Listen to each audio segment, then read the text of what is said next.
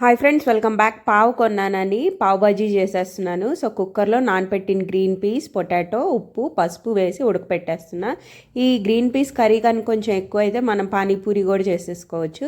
So ఒక ప్యాన్లో butter వేసుకొని జీలకర్ర, కట్ చేసుకున్న ఉల్లిపాయలు నేను ఇది కట్టర్లో వేసేసాను, సాల్ట్, తర్వాత ఈ కొంచెం ఫ్రై అయ్యాక అల్లం వెల్లుల్లి పేస్ట్, టొమాటోస్ వేసుకొని బాగా ఫ్రై చేసుకోండి. ఆ తర్వాత కసూరి మేతి తప్పకుండా వేసుకోండి. మీ దగ్గర ఉంటే పావు బాజీ మసాలా వేసుకుంటే అచ్చం బయట కొన్న టేస్టే ఉంటుంది. నా దగ్గర లేదని నేను వేసుకోలేదు. ఆ తర్వాత కుక్కర్లో ఉడికిపోయినాయి చక్కగా ఇలా మ్యాష్ చేసుకోండి. సో దట్ ఏవి మనకి పంటికి గట్టిగా తగలకుండా ఉంటాయి. ఆ తర్వాత వేసుకొని బటర్ వేసుకొని బటర్ పైకి మెల్ట్ అయ్యేదాకా ఉడకపెట్టుకోండి. అంతే, పావుని కూడా రోస్ట్ చేసుకోండి బటర్ వేసి. ఎంతో tasty pav bhaji ready. Subscribe.